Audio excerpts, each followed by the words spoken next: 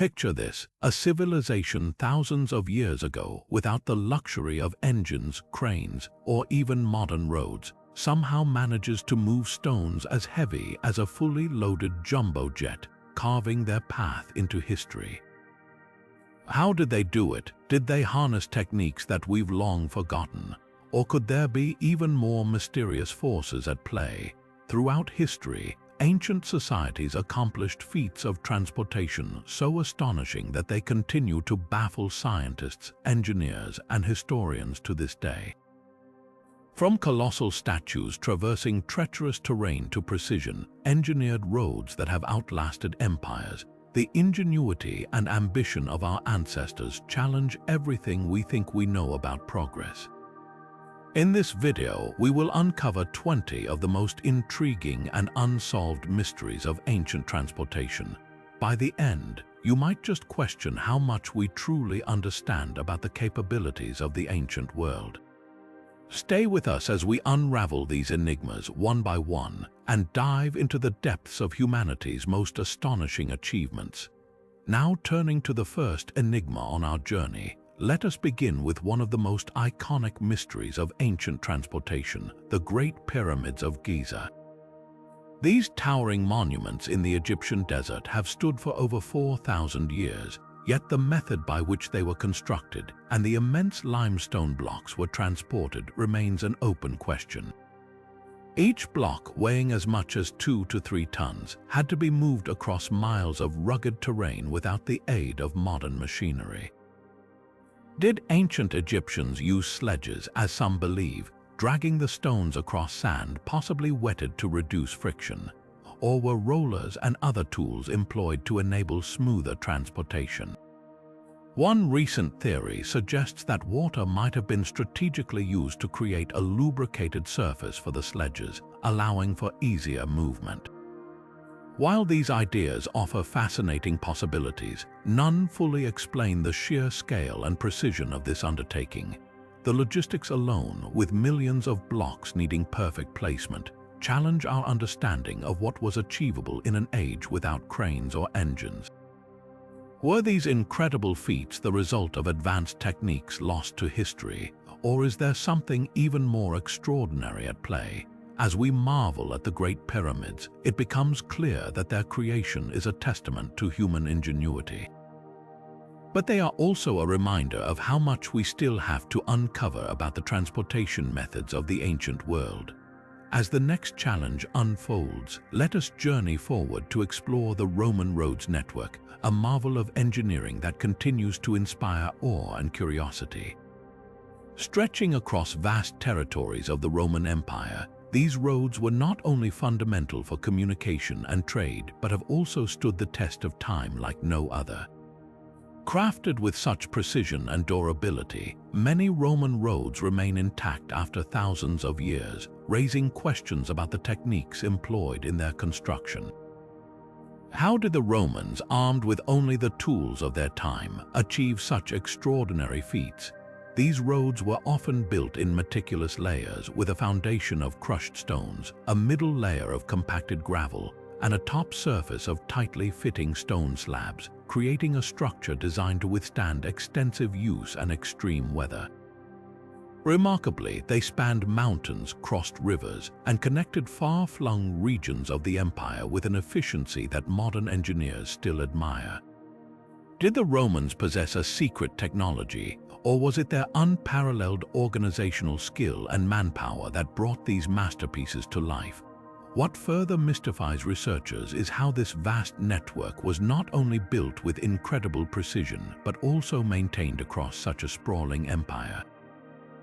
The answers remain elusive, yet the Roman roads stand as a testament to ancient innovation, leaving us to ponder what other secrets of transportation they may have mastered. Now turning to the incredible durability of Roman roads, it is almost impossible not to marvel at the ingenuity behind their construction. These roads, some of which have survived for more than 2,000 years, were meticulously designed to endure both the weight of constant traffic and the forces of nature. What is perhaps most fascinating is how the Romans achieved this level of longevity without the benefit of modern machinery or materials. The layered construction method, combining a foundation of crushed stones with compacted gravel and a top layer of tightly fitted stone slabs, ensured both strength and drainage. But how did they measure and align these roads so precisely, often over vast distances and rugged terrain? Some suggest that the Romans employed advanced surveying tools and techniques that were ahead of their time, while others believe their man-made innovations were refined through centuries of trial and error.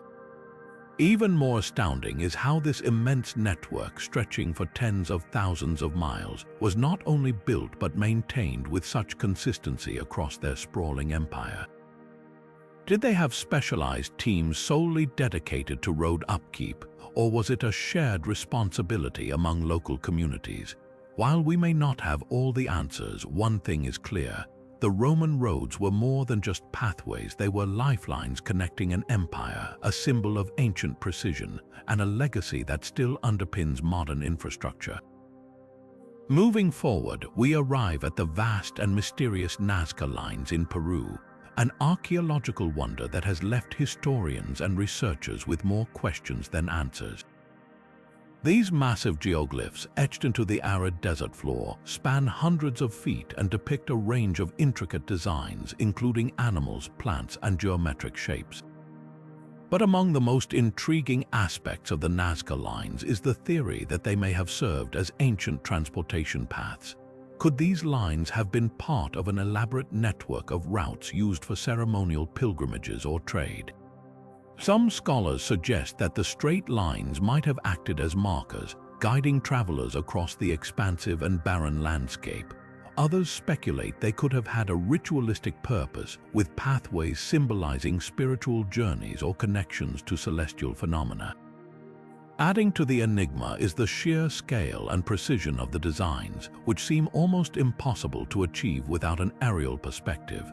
How were the Nazca people able to maintain such accuracy in their construction? Theories range from the use of simple tools and survey techniques to the possibility of viewing their work from elevated platforms. However, the lack of definitive evidence leaves much to interpretation. Were these lines primarily functional, or were they created to serve a deeper symbolic or religious significance?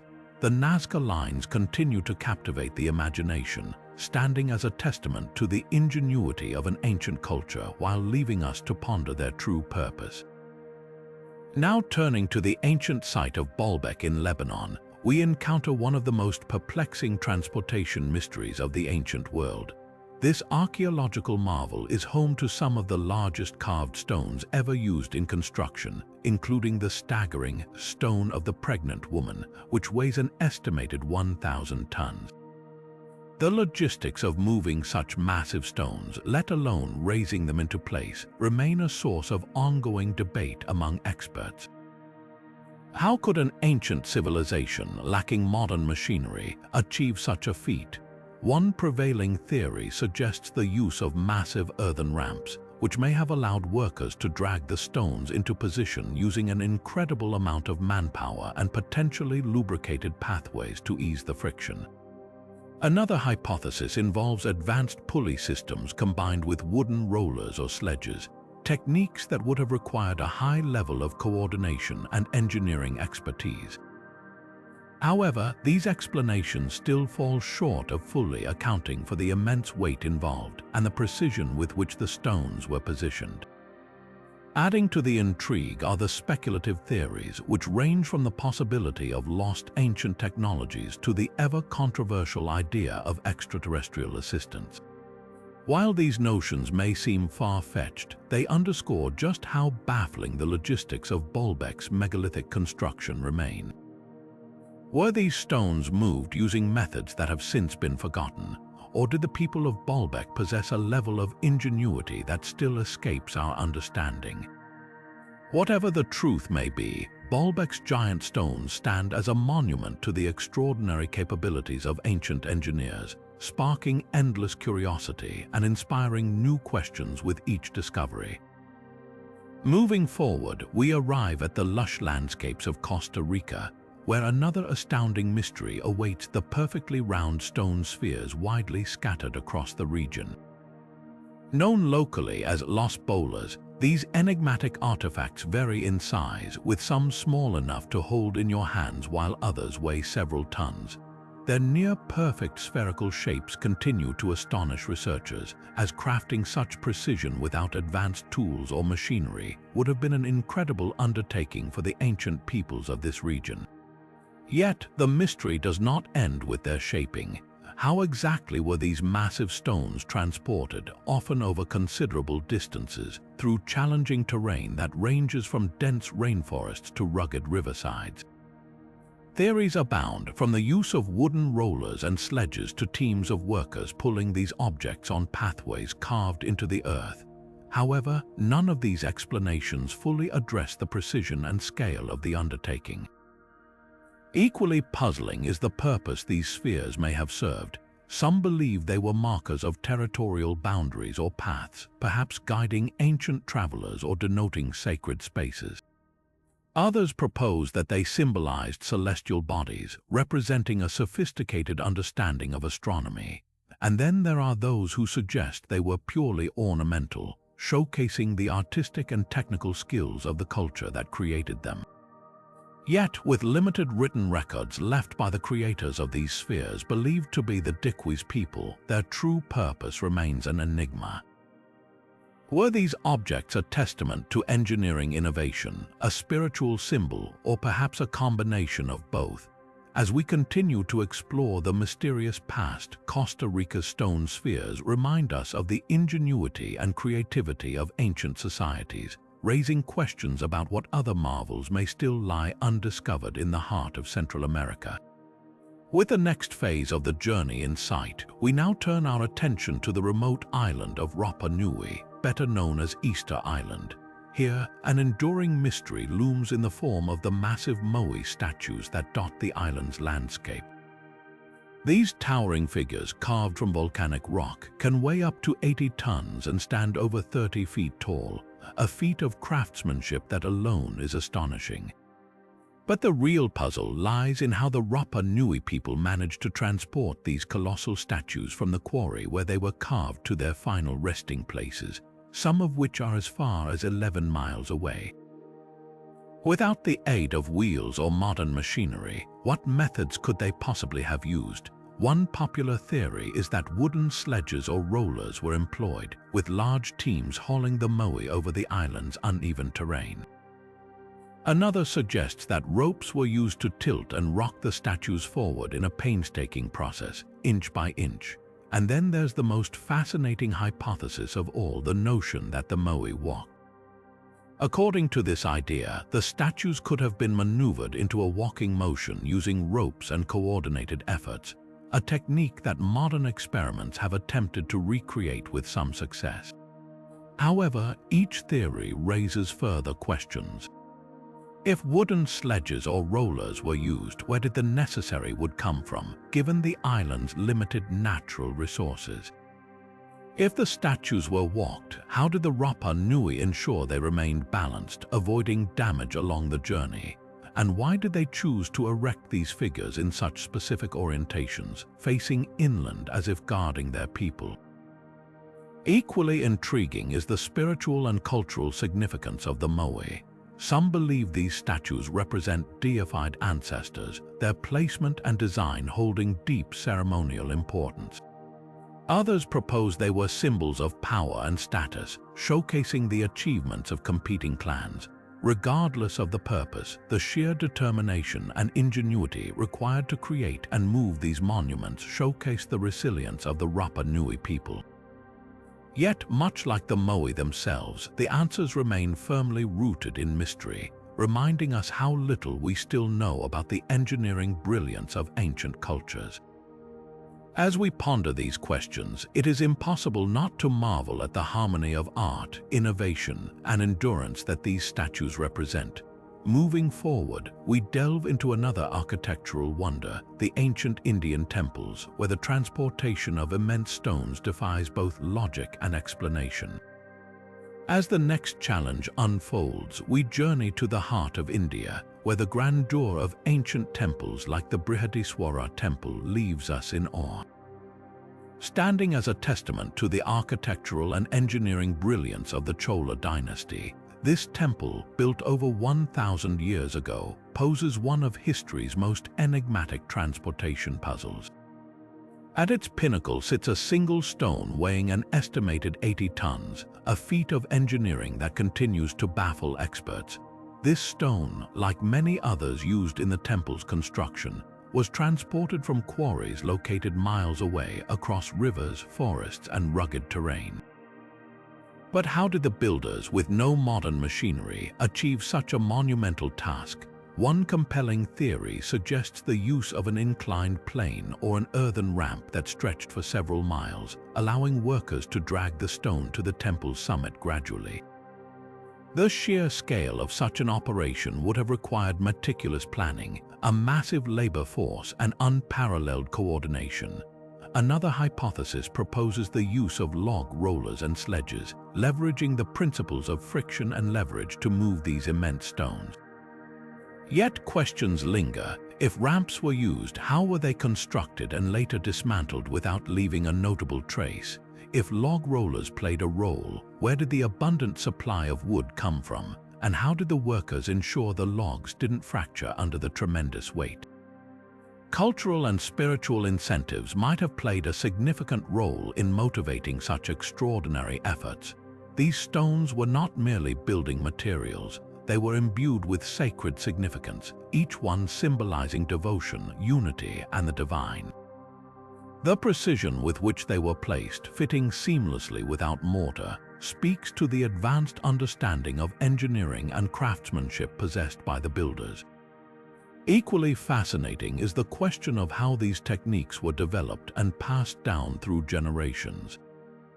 Did they have detailed plans, secret techniques, or an oral tradition of engineering knowledge that has since been lost to time?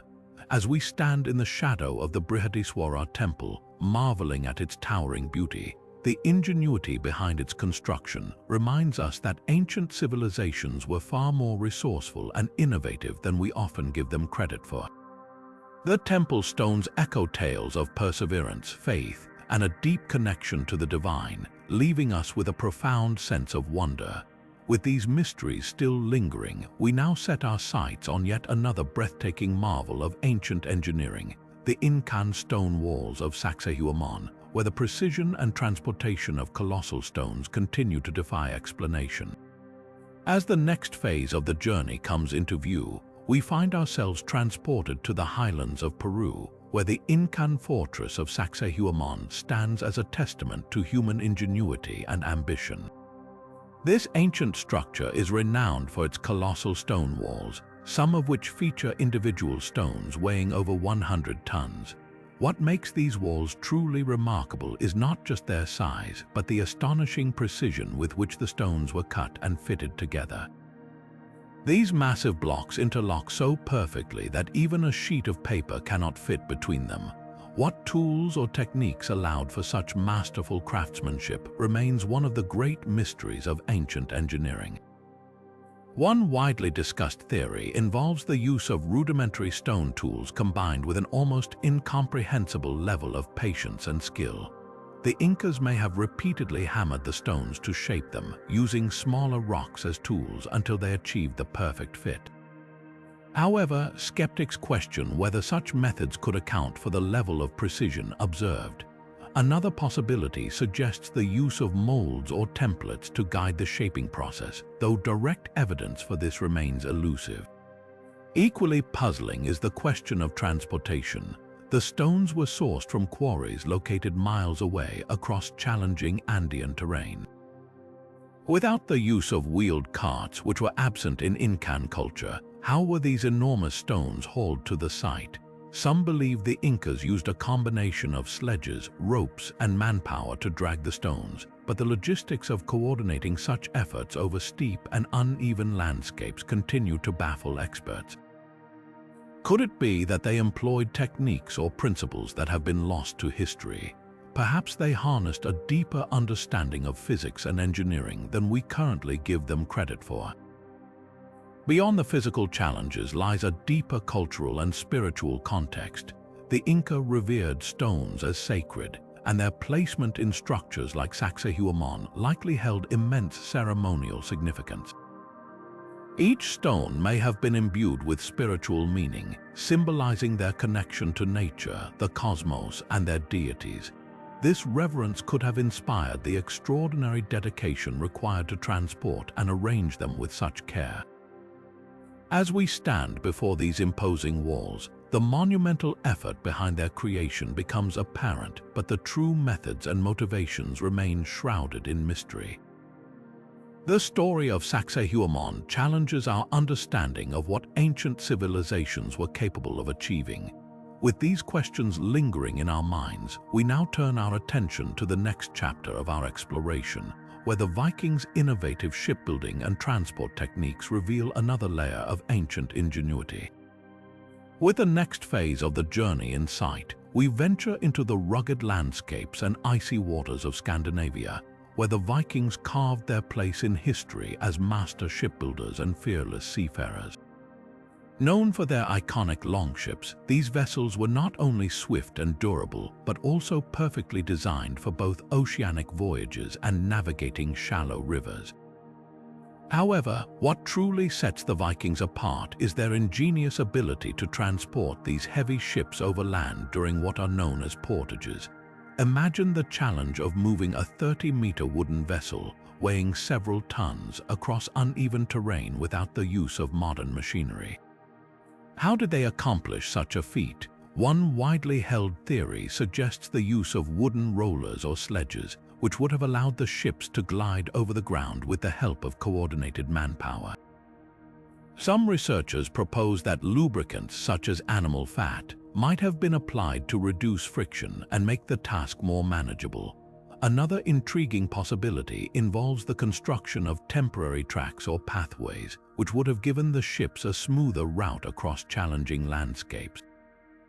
Yet, the logistical effort required to plan and execute these portages, especially in harsh weather or over long distances, raises questions about the level of organization and skill involved.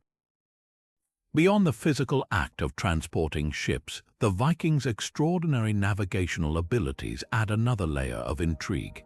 These seafarers managed to traverse vast, open waters with remarkable precision, reaching destinations as far as North America, centuries before other European explorers.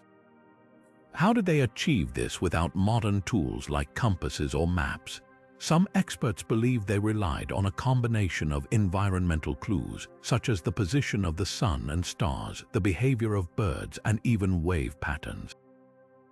One particularly fascinating device, known as the sunstone, is thought to have helped them locate the sun's position even on overcast days, although direct evidence of its widespread use remains debated. The Viking mastery of both shipbuilding and navigation demonstrates an unparalleled understanding of their environment and a resourcefulness that continues to captivate historians and engineers alike. As we marvel at their innovative techniques, we are reminded of the enduring mystery behind the full extent of their ingenuity. Now, as we sail forward, our next destination takes us to the island of Malta, where enigmatic cart ruts and underground wonders reveal yet another chapter in the story of ancient transportation. Now turning to the captivating island of Malta, we uncover a perplexing web of mysteries tied to its ancient transportation methods. One of the most enigmatic features of this Mediterranean land is the hypogeum of Hal Saflieni, a stunning underground complex believed to date back over 5,000 years. This subterranean marvel consists of chambers carved entirely out of limestone, forming a multi-level maze that stretches deep below the surface.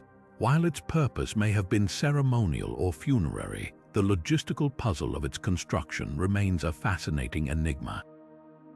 How were large quantities of stone excavated, shaped, and transported without advanced tools? To make matters more intriguing, archaeologists have linked the hypogeum to the mysterious cart ruts that crisscross the island. These parallel grooves, etched into the rock and often running for miles, appear to lead toward the ancient site, sparking theories about their role in transportation. Some researchers suggest the ruts may have been created by wooden sledges used to haul heavy materials, while others propose that wheeled carts left these marks, despite the absence of significant evidence for advanced vehicles during that era. Could these ruts represent an early form of transportation infrastructure, or do they point to a lost technology far ahead of its time? Another puzzling detail is the precision with which the hypogeum's interior spaces were sculpted, hinting at a sophisticated level of planning and coordination. The alignment of its chambers suggests that builders may have intentionally leveraged natural light and acoustics, but this further raises questions about the tools and techniques required to achieve such accuracy deep underground. The cart ruts themselves add another layer of curiosity due to their varied depths and seemingly random terminations, sometimes disappearing into the sea or ending abruptly in open fields. Was there a purpose to this network that remains obscured by time? Or do these marks tell a fragmented story of resource transportation and human ingenuity? As we delve deeper into these grooves and tunnels, we are left with a powerful reminder that the methods and motives of ancient Maltese builders continue to evade definitive answers. From here, we journey to the land of the pharaohs, where awe-inspiring monoliths raise questions about the engineering brilliance of ancient Egypt. As the next challenge unfolds, we find ourselves in the vast and arid deserts of Saudi Arabia, home to one of the most enigmatic features of the ancient world, the mysterious desert lines. These straight and intersecting grooves stretch endlessly across the barren landscape, their purpose and origin shrouded in uncertainty. What makes these lines so fascinating is their scale and precision, as they carve patterns into the earth that are best visible from above, almost as though crafted for the eyes of the gods. Researchers have long debated their role in the daily lives of ancient people who inhabited these lands. Could these lines have served as primitive trade routes, guiding travelers and caravans across the harsh and featureless desert? This theory gains traction when one considers that Saudi Arabia was a hub for regional trade, with goods like incense, spices, and textiles flowing through its expansive deserts. Others speculate that these markings may have been part of a broader system of navigation, perhaps functioning as landmarks or waypoints for ancient societies seeking safe passage through difficult terrains. However, the absence of leftover structures or tools linked directly to the creation of these lines adds to the mystery, leaving archaeologists to puzzle over the sheer determination and ingenuity it would have required to etch such vast networks into the desert floor.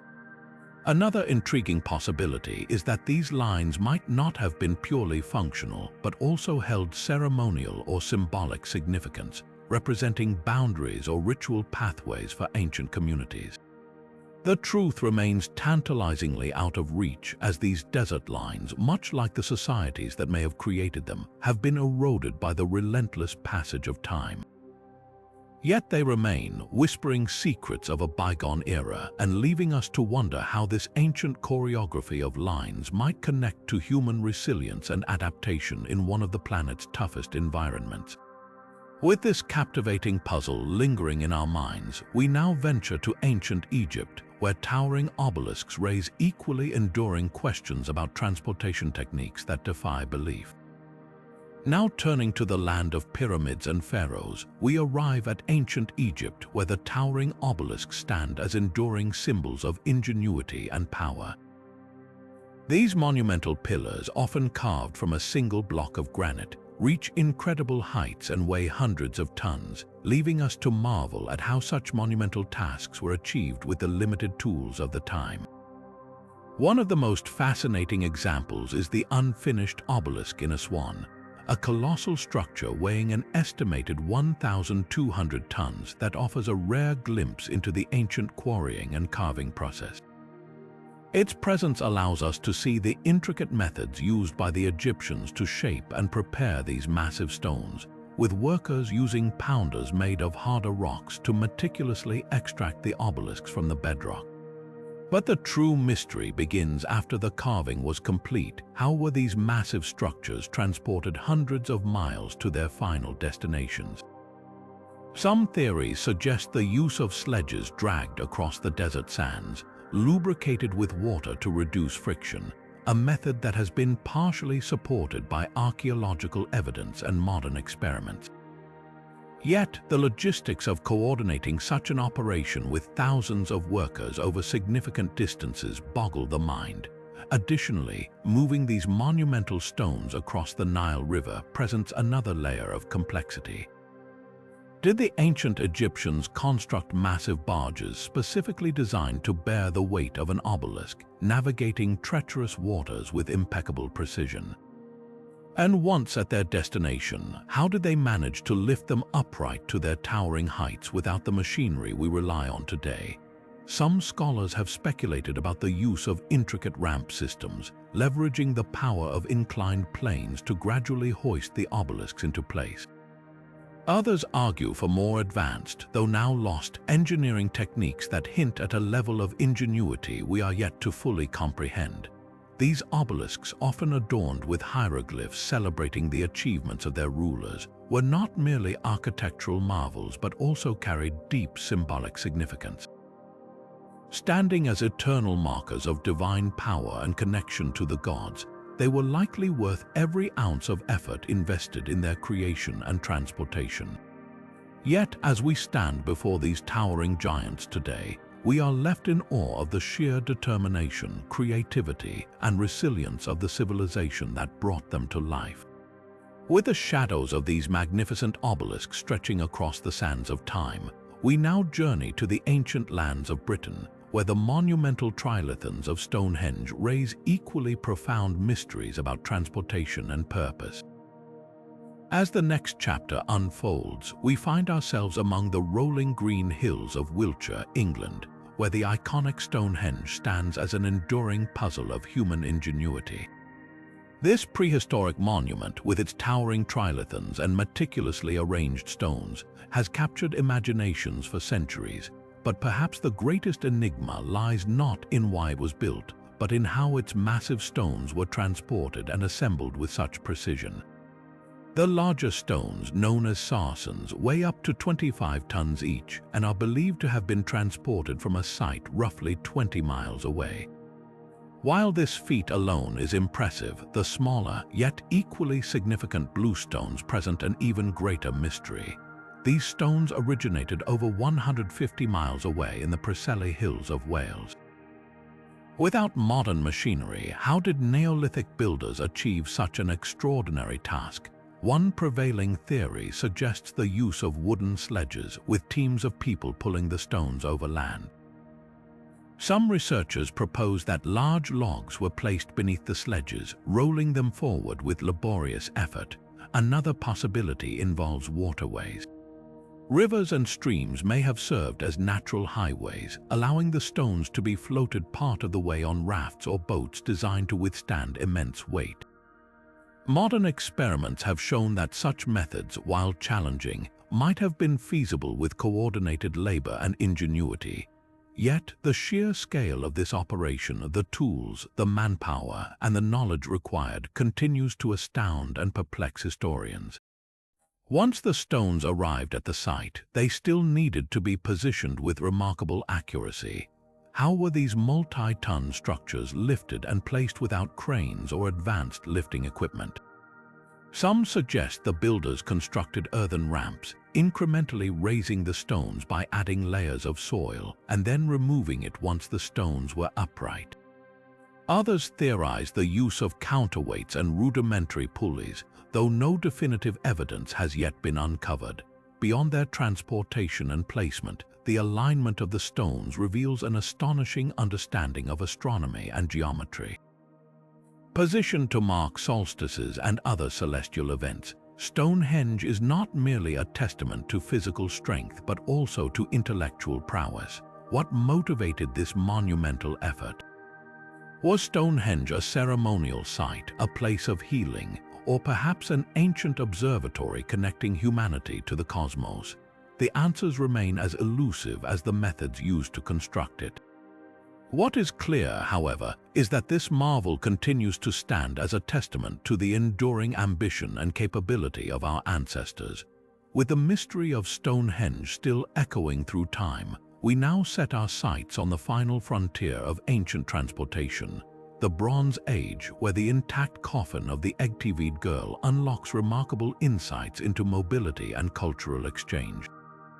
With the next phase of the journey in sight, we delve into the fascinating story of the egg-TV'd girl, a Bronze Age individual whose remarkably preserved burial site continues to intrigue archaeologists and historians alike.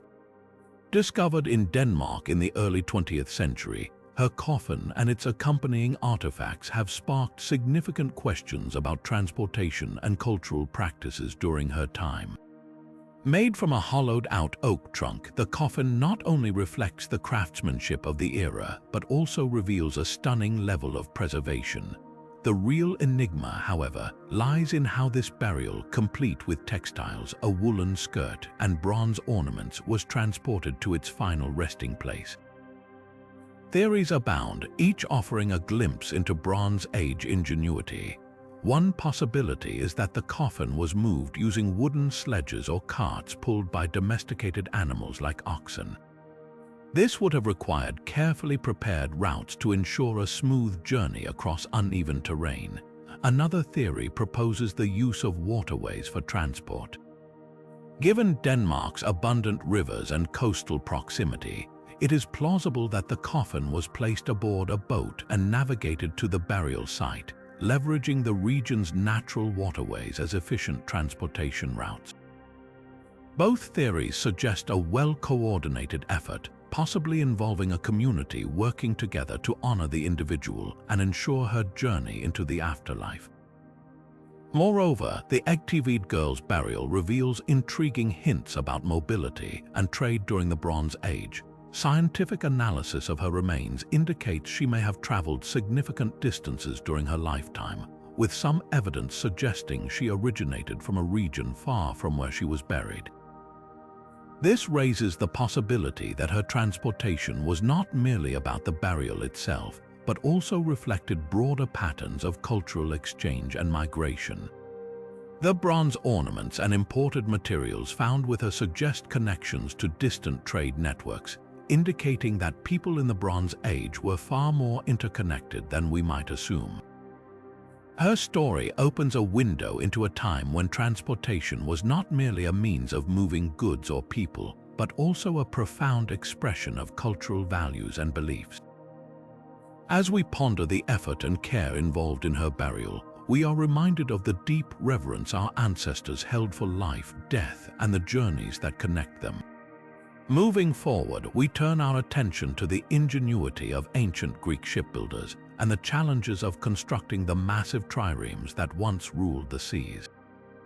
As the next challenge unfolds, we find ourselves amidst the ancient docks of Greece, marveling at the ingenuity behind the construction and transportation of the triremes, the formidable warships that once dominated the Mediterranean.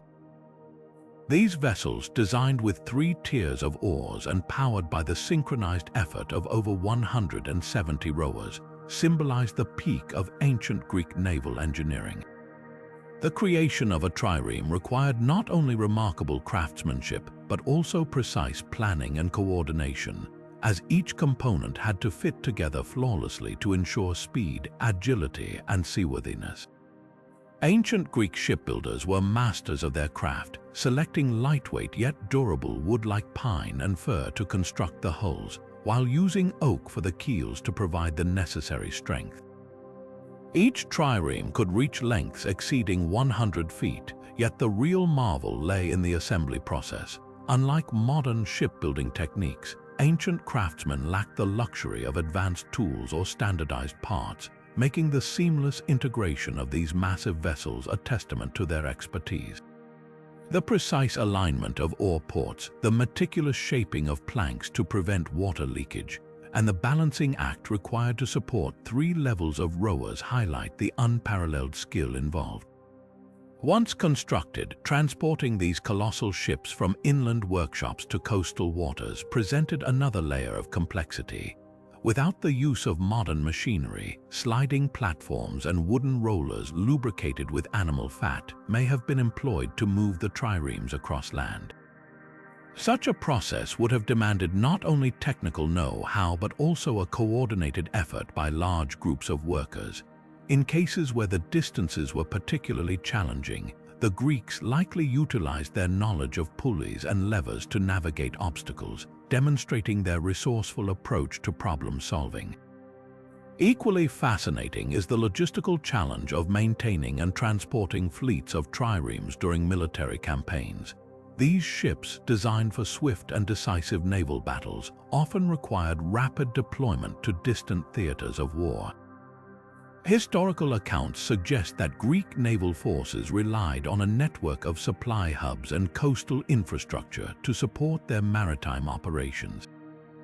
When necessary, triremes could even be disassembled into sections, transported overland, and reassembled at strategic points, showcasing the adaptability and foresight of ancient Greek military planners.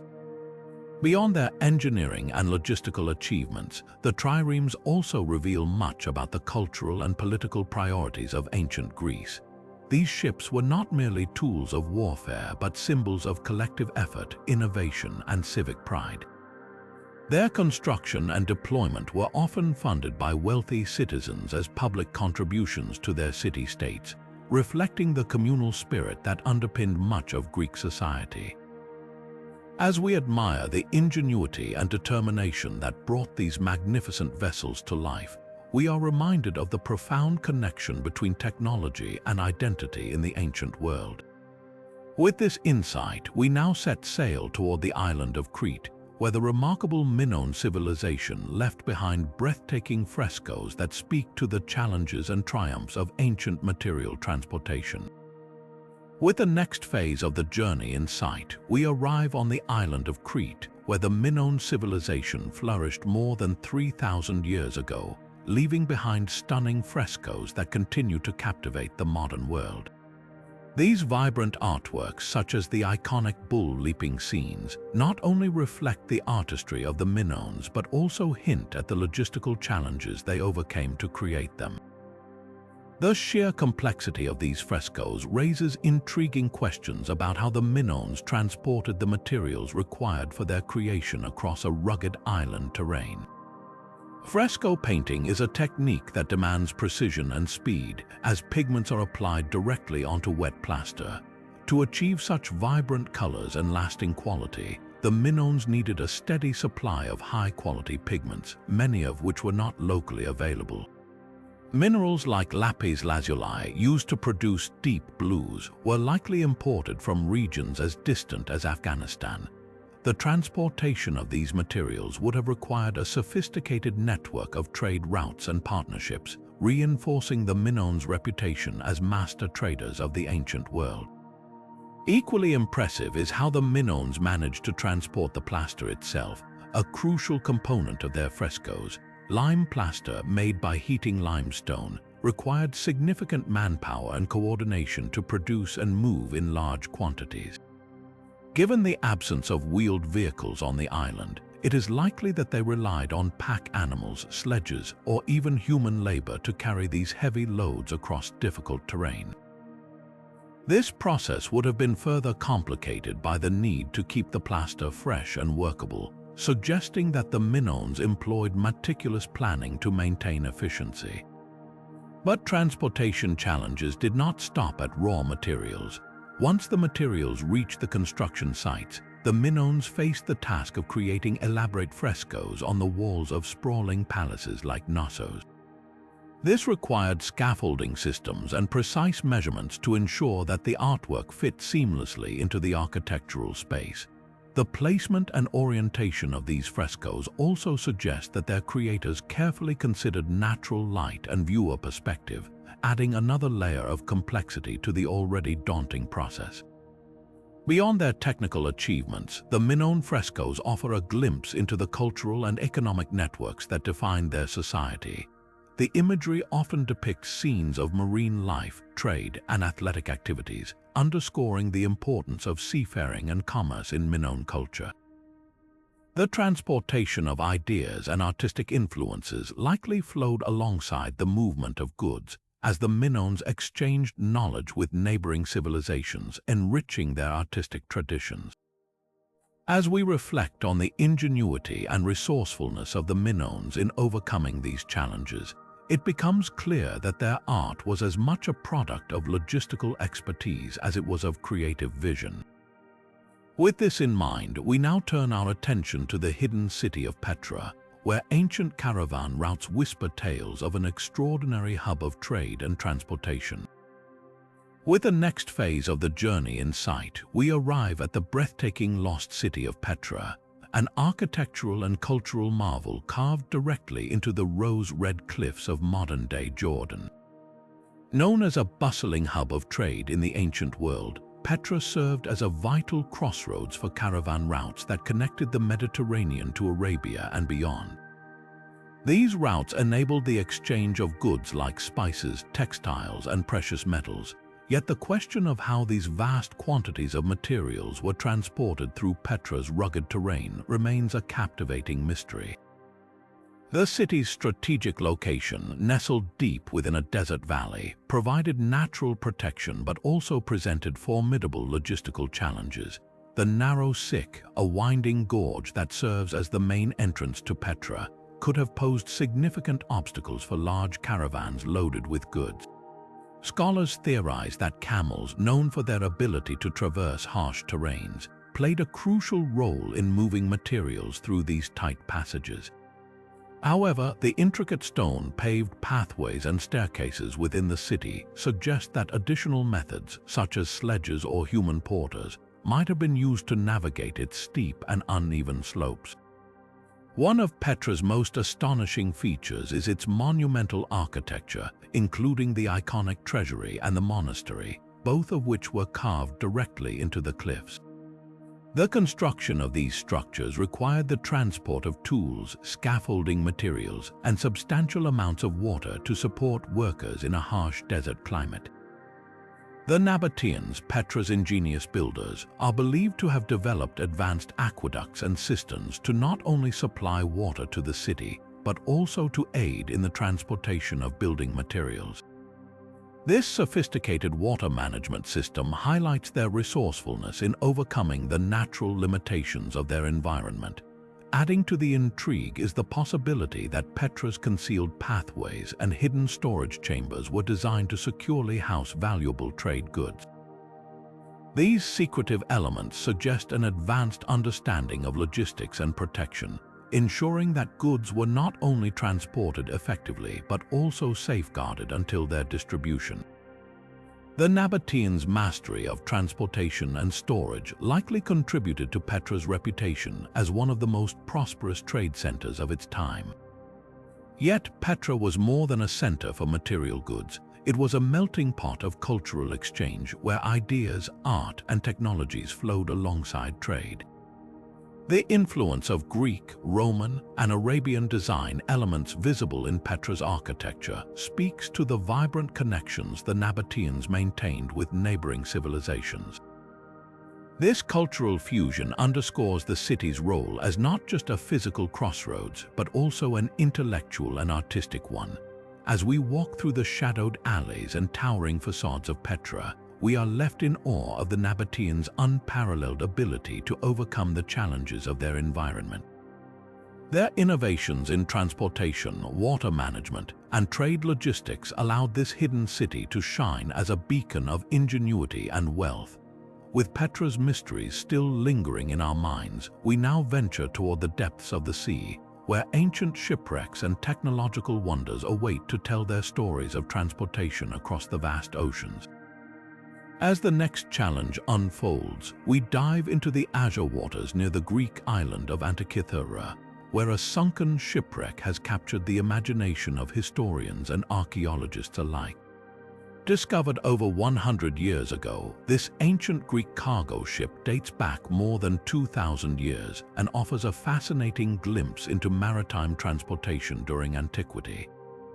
Among the treasures recovered from the wreck was the enigmatic Antikythera mechanism, a sophisticated device often regarded as the world's first analog computer.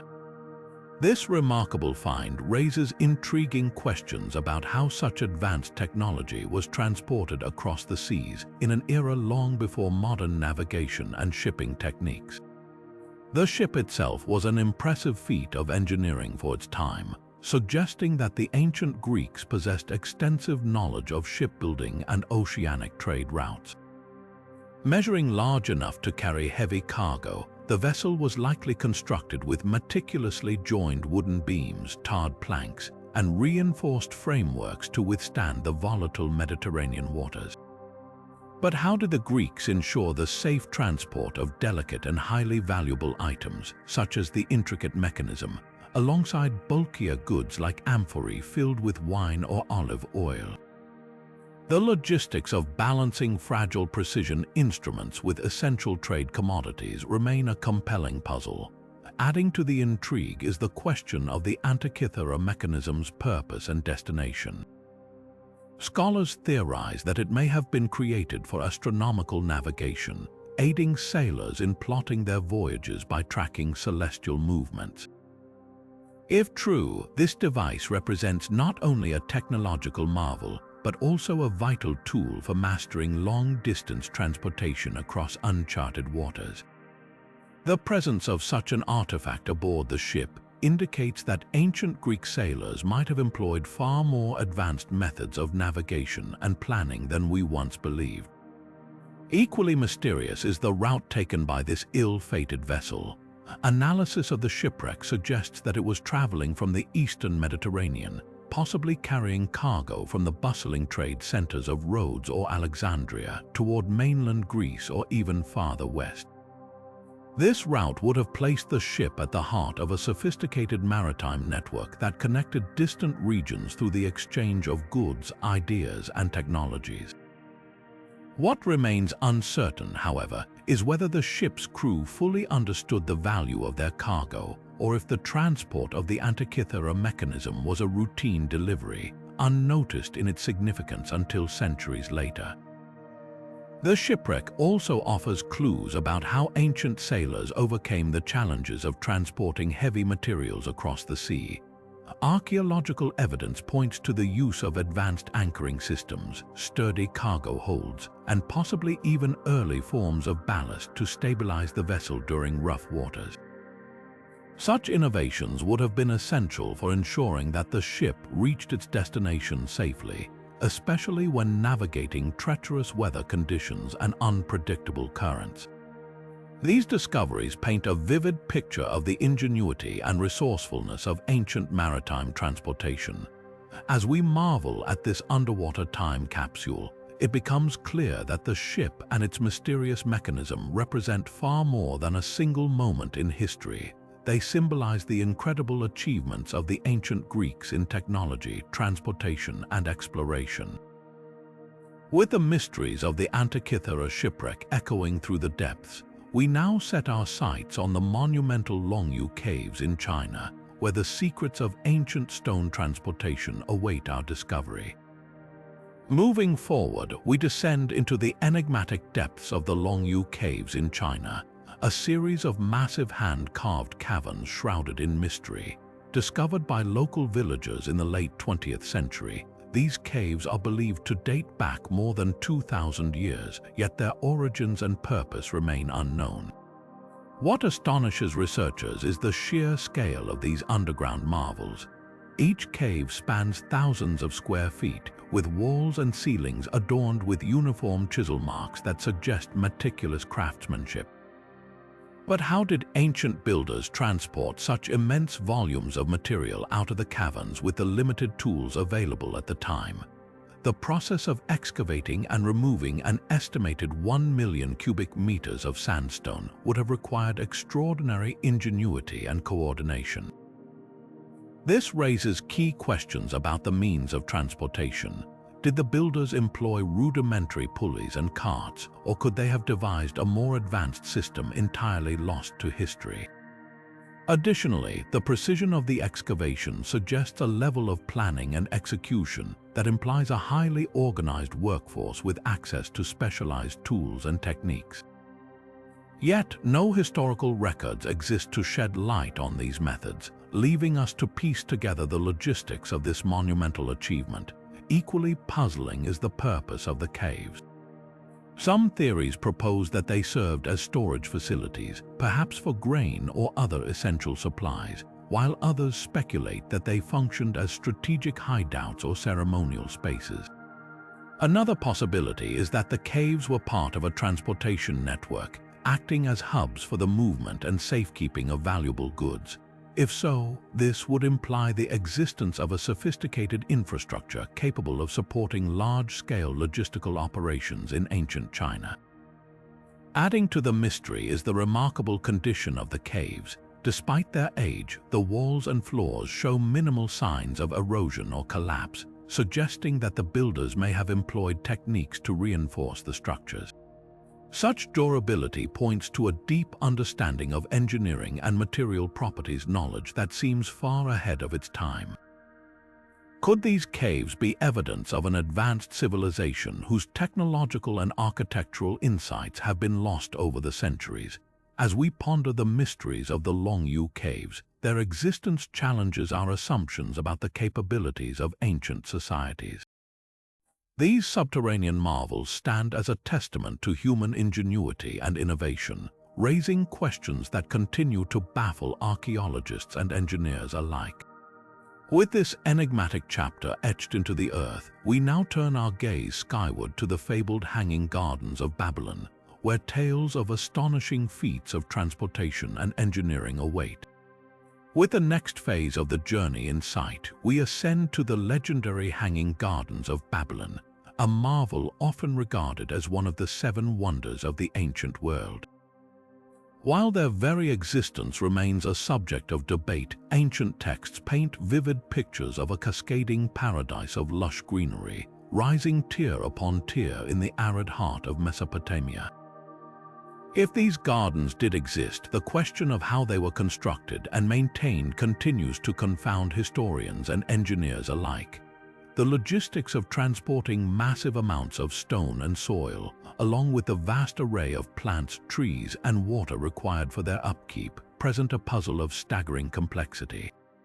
The construction of these gardens would have demanded a sophisticated understanding of engineering and infrastructure. Imagine the challenge of hauling tons of material to create elevated terraces capable of supporting not only the weight of soil, but also the extensive root systems of large plants and trees. Some theories suggest that workers employed ramps, sledges, and rudimentary cranes to move these materials into place. Others propose the use of advanced pulley systems, potentially powered by human or animal labor, to lift and position heavy loads with remarkable precision. Equally perplexing is the question of irrigation in this desert environment. How did the ancient builders transport water from the Euphrates River to keep the gardens lush and thriving? One prevailing theory posits the use of an advanced chain pump system, where buckets attached to a continuous loop could have been rotated by hand or animal power to lift water to the highest levels of the gardens. This ingenious mechanism would have required not only technical expertise, but also a deep understanding of hydrodynamics, a field of knowledge that seems astonishingly advanced for the time. Adding to the intrigue, the potential for these gardens to have been a symbol of power and wealth for the Neo-Babylonian Empire raises questions about their broader significance. Were they constructed as a personal gift, as legend suggests, from King Nebuchadnezzar II to his queen, who longed for the lush landscapes of her homeland? Or could they have served as a demonstration of the empire's technological and cultural dominance, a statement to the world that Babylon could conquer not just people and lands, but also the very forces of nature? Despite these theories, no definitive archaeological evidence of the Hanging Gardens has been discovered. Some scholars even speculate that they may have been in Nineveh rather than Babylon, or that their tales could be a fusion of history and myth. Yet the descriptions of their splendor, paired with the innovative techniques that may have been employed, continue to ignite our imagination. The Hanging Gardens, whether real or legendary, represent an incredible feat of vision and ingenuity, challenging our understanding of what ancient civilizations were capable of achieving. As we leave these verdant terraces shrouded in mystery, we wrap up our exploration of the wonders and enigmas of ancient transportation and the boundless ingenuity of our ancestors. Now turning to the Great Pyramids of Giza, we delve deeper into the astonishing techniques and theories behind their construction, a marvel that has captivated humanity for centuries. The mystery of how the ancient Egyptians transported and positioned over 2 million massive limestone and granite blocks, some weighing as much as 80 tons, remains one of the most debated engineering puzzles in history. Traditional theories suggest the use of wooden sledges and lubricated tracks to drag these immense stones across the desert sands. Experiments have demonstrated that wetting the sand ahead of the sled could significantly reduce friction, making the process more feasible. However, the sheer scale of the operation, requiring thousands of workers synchronized in their efforts, raises questions about how such a system could be effectively managed without modern tools or machinery. One particularly intriguing theory involves the recently discovered remnants of a ceremonial boat buried near the pyramids. Some archaeologists suggest that the Nile River may have played a crucial role in transporting the stones closer to the pyramid construction site. Using specially designed boats or rafts, the blocks could have been floated downstream, reducing the effort needed for overland movement. This idea aligns with the discovery of an ancient papyrus, thought to be the diary of a worker named Mura, which describes the transportation of limestone along man-made canals connected to the Nile. If accurate, this evidence sheds light on the incredible logistical planning that may have been employed to facilitate the construction of these monumental structures. Yet conventional explanations do not satisfy everyone. Alternative theories propose the use of advanced, now lost technologies, tools, or methods that could explain how the Egyptians achieved such precision and scale. Could they have harnessed some form of rudimentary machinery, perhaps involving levers, pulleys, or counterweights that historians have yet to uncover? Others venture into the realms of speculation, suggesting the possibility of external influences such as extraterrestrial intervention. While widely dismissed by mainstream archaeology, this idea persists in popular imagination, fueled by the notion that such feats seem almost beyond human capability for the time. Adding to the intrigue, some researchers point to the possibility that ancient Egyptians might have possessed a deeper understanding of geology and material manipulation than previously assumed. For instance, recent studies propose that some of the blocks may not have been quarried in the traditional sense, but rather cast in place using an early form of concrete or geopolymer. This theory, though controversial, could explain how the builders managed to achieve such uniformity and precision over such an enormous scale. As we consider the array of possibilities, it becomes clear that the construction of the pyramids was not merely a feat of physical labor, but a testament to human ingenuity, organizational mastery, and perhaps even knowledge that has been lost to time. Whether through the skillful use of sledges and ramps, the strategic exploitation of the Nile, or the application of technologies we have yet to fully comprehend, the Great Pyramids stand as enduring symbols of an ancient civilization whose achievements continue to inspire awe and wonder. Moving forward, the enduring mystery of these colossal structures invites us to not only marvel at their grandeur, but to reflect on the boundless creativity and determination that defined the ancient world. Moving forward to the next captivating mystery, we revisit the awe-inspiring Moai statues of Easter Island, a remote island in the Pacific Ocean that has puzzled researchers and curious minds for centuries. These massive stone figures, some weighing up to 80 tons, were carved by the Rapa Nui people and transported across the island to their final resting places. What makes this feat so extraordinary is that the island's inhabitants had no access to wheels, draft animals, or advanced machinery, making the transportation of these statues one of the great enigmas of ancient engineering. Over the years, researchers have proposed various theories, some suggesting the use of wooden sledges or rollers, which would have required an immense amount of labor and resources, luxuries that a small, isolated community may not have been able to easily sustain. However, a surprising modern experiment has added an intriguing layer to this mystery. In recent years, archaeologists and engineers have tested a hypothesis that suggests the statues were not dragged or rolled, but rather walked to their destinations. This theory is based on the observation that the statue's base shapes allow for a rocking motion when tilted side to side. Using ropes tied around the top of a replica moai, small teams were able to maneuver the statue forward step by step, mimicking the way one might shift a heavy refrigerator across a floor. This method proved highly effective, requiring far fewer people and less effort than earlier theories had suggested. If this is how the Rapa Nui moved the statues, it would have been a clever and resource-efficient solution that speaks volumes about their ingenuity and innovative problem-solving skills. Still, this experiment raises new questions. If the statues were walked, how did the Rapa Nui manage to control the stability of such enormous figures on uneven terrain without them toppling over?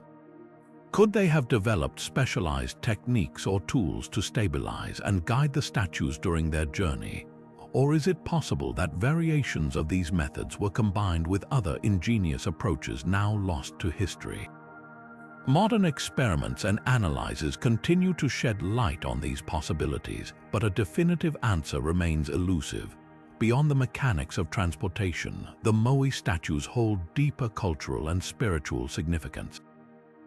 They are believed to represent ancestors or deities and were placed strategically around the island to oversee the community. Understanding how they were moved goes beyond solving a technical puzzle.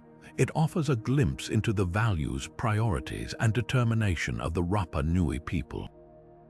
This enduring mystery not only celebrates their resourcefulness, but also reminds us of the universal human drive to achieve the extraordinary, even under the most challenging circumstances.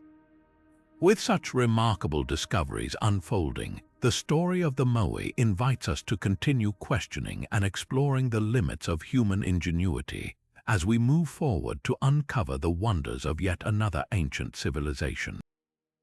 As the next challenge unfolds, we journey to the breathtaking highlands of Peru, where the ancient fortress of Sacsayhuaman stands as a testament to the brilliance of Incan engineering. This remarkable site is composed of enormous stone blocks, some weighing as much as 130 tons, fitted together with extraordinary precision. What makes this feat even more astonishing is that many of these massive stones were transported from quarries miles away, over rugged and unforgiving terrain. The methods the Inca used to achieve this remain a profound mystery, capturing the imagination of experts and enthusiasts alike. The transportation of these colossal stones was not merely a technical achievement, but also a reflection of the Incan society's resource allocation and priorities. The sheer scale of labor and coordination required suggests a highly organized and hierarchical society capable of mobilizing vast numbers of people for a common goal. Some researchers believe that stone-moving teams may have used a system of ropes, wooden sledges, and ramps, pulling the stones inch by inch up steep slopes. Others speculate that the Incas may have employed rolling logs or ingenious lubrication techniques such as wet clay or plant oils to reduce friction. Regardless of the method, the level of communal effort and planning involved would have been monumental, highlighting the societal significance of this endeavor. Sacsayhuaman was not just a fortress, it was also a ceremonial and cultural center. Its construction reflects the Incas' deep connection to their environment and their belief in the sacredness of the natural world. The placement of the stones and the overall design of the structure are thought to symbolize animals and celestial patterns, suggesting that its creation was as much a spiritual act as it was a display of power and engineering prowess. By investing so heavily in the construction and transportation of these stones, the Inca demonstrated their ability to harness their people's skills and labor, reinforcing their authority and creating a lasting legacy of unity and discipline. However, the mystery does not end with the how. It extends to the why. Why did the Inca choose to devote such immense resources to building Sacsayhuaman? Was it a symbol of divine connection, a demonstration of their supremacy, or perhaps a combination of both? These questions challenge us to consider the values and motivations of a culture that saw the manipulation of massive stones as a way of communicating their identity, strength, and vision. The intricate stonework of Sacsayhuaman has withstood the test of time, surviving earthquakes that have destroyed modern structures, further amplifying the wonder surrounding its construction. Each stone tells a story not just of physical effort but of a society deeply committed to its ideals. As we ponder these mysteries, we are reminded of the incredible ingenuity and determination of the Inca, whose achievements continue to inspire awe and curiosity. With these reflections in mind, we now turn our attention to another ancient marvel that challenges our understanding of human innovation. With the next phase of the journey in sight, we arrive at the windswept plains of Wiltshire, England, where the iconic Stonehenge continues to captivate researchers and visitors alike. This ancient monument, composed of towering sandstone blocks known as sarcens and smaller bluestones, presents a transportation mystery that has puzzled experts for centuries.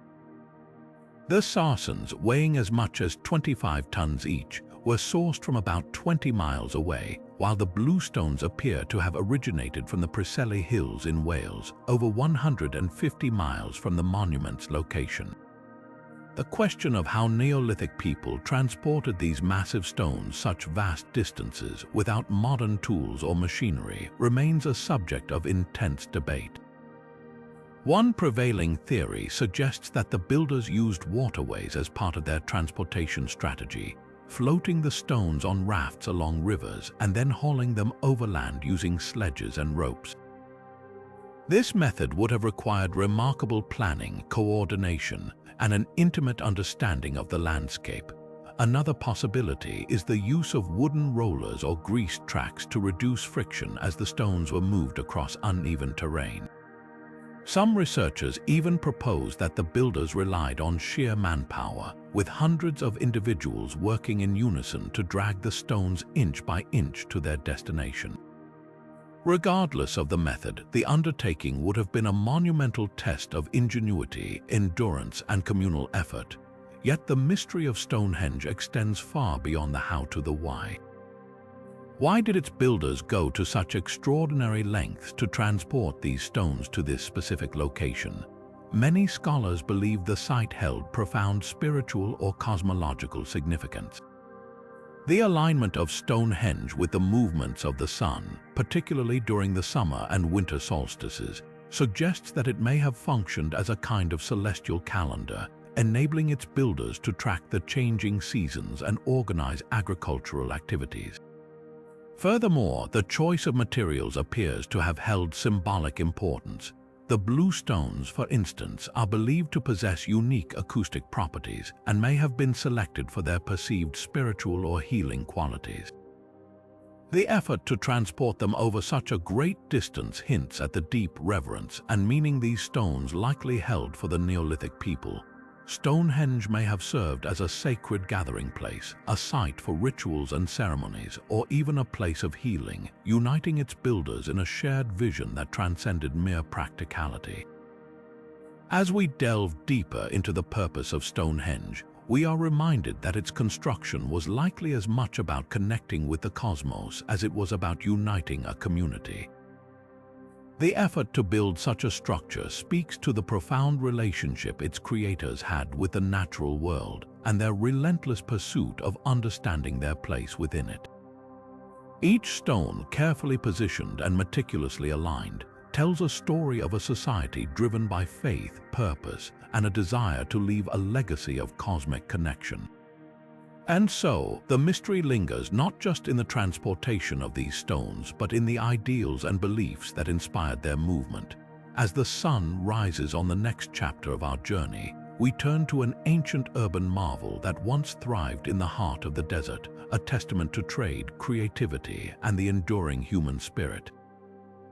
As the next chapter unfolds, we find ourselves in the rugged and sun-scorched landscapes of modern-day Jordan, where the ancient city of Petra whispers stories of a once thriving civilization that mastered the art of trade and transportation against all odds.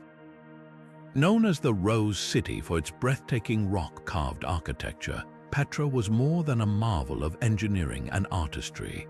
It stood as a critical hub that linked major trade routes across the ancient world. Its strategic location at the crossroads of key caravan pathways connecting the Arabian Peninsula, Egypt, and the Mediterranean made it a bustling center of commerce and cultural exchange. Petra's wealth and influence were largely built upon its role in the lucrative trade of incense, spices, silk, and other highly sought-after luxuries. Imagine, if you will, caravans stretching for miles, loaded with frankincense and myrrh from southern Arabia, shimmering silks from the distant east, and precious metals bound for bustling markets in Greece and Rome. These goods were transported through Petra's labyrinth of narrow canyons and rugged terrains, a journey that required extraordinary logistical planning and ingenuity. One of the most fascinating aspects of Petra's transportation network was its ingenious water management systems, which were essential in sustaining both the city's population and the endless stream of traders passing through. Elaborate canals, cisterns, and aqueducts ensured a steady supply of water, turning the arid desert into a thriving hub of life and commerce. This mastery of water transportation not only supported the city's resilience, but also reinforced its position as an indispensable stop for weary caravans and merchants seeking rest and resources. The Nabateans, the skilled architects and traders who built Petra, developed unique methods to facilitate the movement of goods. Some historical accounts suggest the use of specially trained camels, capable of traversing the harsh desert with minimal water, while others propose the use of pack animals and human labor to navigate the rocky terrain. The infrastructure of Petra itself, with its intricately carved pathways and strategically placed gates, reflects a society that understood the intricate balance between commerce, travel, and survival. But Petra's role extended beyond mere transportation. It became a melting pot of cultures, ideas, and technologies. As traders from far-flung regions converged here, they exchanged not just goods but also knowledge, art, and traditions, making Petra both a physical and cultural crossroads. Its influence rippled far beyond its borders, shaping trade networks and fostering connections that helped define the ancient world. Today, as we stand in awe of Petra's monumental facades and winding passages, we are reminded of the remarkable human spirit that turned barren desert into a thriving epicenter of global trade. The story of Petra is not merely one of survival but of innovation and vision, a testament to how ancient civilizations overcame natural barriers to create systems of exchange that continue to inspire modern transportation networks. As we leave behind the echoes of Petra's bustling markets and intricate trade routes, our journey takes us deeper into the ancient world, where an extraordinary shipwreck off the coast of Greece unveils secrets of advanced maritime transportation and the treasures of a bygone era. With the next phase of the journey in sight, we arrive at the heart of one of the seven wonders of the ancient world, the Hanging Gardens of Babylon. While their very existence has been a topic of great debate among historians, the accounts describing them weave a vivid picture of unparalleled engineering and ingenuity. Towering terraces adorned with lush greenery and cascading waterfalls in the middle of an arid landscape spark an irresistible curiosity about the logistics behind their construction and maintenance. Central to this marvel was the ingenious irrigation system that is theorized to have sustained the gardens. some historical descriptions suggest the use of an early chain pulley system, which may have operated on a continuous loop, raising water from the nearby Euphrates River to the terraces above. This sophisticated mechanism, a precursor to more modern water-raising technologies, would have demanded an incredible understanding of physics and engineering. The ability to elevate such vast quantities of water to considerable heights and then channel it efficiently through the structure hints at a level of mastery far beyond what we typically associate with the ancient world. But the mystery extends further. Could this same irrigation system have played a dual role in transporting the massive quantities of materials needed to construct the gardens themselves? Imagine stone blocks, timber, and soil being moved through a network of cleverly designed lifts and ramps, reducing reliance on sheer manpower and making the impossible appear achievable. Such innovations might not only have been confined to Babylon, but could have influenced engineering methods across the ancient world. There is also the tantalizing possibility that the technology pioneered in Babylon inspired advancements in water management and transportation in other thriving civilizations. From the aqueducts of Rome to the water-lifting techniques employed in later periods, the ripple effect of Babylon's ingenuity might have reached far and wide, shaping the trajectory of human achievement. The Hanging Gardens continue to represent an enduring enigma, not just for their beauty and grandeur, but for the advanced systems that would have been required to support them. They remind us that the ancient world was not merely a time of rudimentary tools and basic survival, but a period of groundbreaking innovation that laid the foundation for countless modern advancements in transportation and engineering. As the vision of these verdant terraces fades into the backdrop of history, we now set our sights on unraveling another architectural and engineering puzzle from a faraway land. Moving forward, we descend into the depths of the mysterious Longyu Caves in China, an ancient marvel that raises profound questions about the transportation of materials in a world long past. As the next challenge unfolds, we find ourselves delving into the depths of the Longyu Caves in China, an ancient marvel that defies conventional understanding of construction and material transportation. These hand-carved subterranean chambers, believed to date back over 2,000 years, stretch across staggering expanses with an architectural precision that continues to baffle experts. What makes the Longyu Caves so intriguing is not just their scale, but the sheer mystery surrounding how they were excavated and where the removed material was ultimately transported. The volume of rock and soil that would have been extracted from these caves is immense, estimated to be in the order of millions of cubic feet. Yet, no historical records, tools, or debris fields have ever been found to explain the removal process. This raises a compelling question. How did ancient builders achieve such an extraordinary feat without leaving behind any trace of the transportation methods they employed? Some speculate the use of primitive sledges or carts, while others suggest water channels or even methods that remain entirely unknown to us today. Adding to the enigma, the intricately carved walls and ceilings of the caves exhibit patterns that hint at advanced tools or techniques. Such precision suggests that whoever undertook this monumental task possessed a deep understanding of both engineering and logistics, allowing them to navigate the challenges of excavation, material transportation, and construction in a way that appears almost otherworldly. Were these caves part of a larger transportation hub, or did their construction serve a purpose we have yet to uncover? Theories about their use range from underground storage and military fortifications to ceremonial spaces, but none fully account for the scale and sophistication of the undertaking. Could there have been an ancient network for transporting goods, people, or even water that connected these caves to other regions?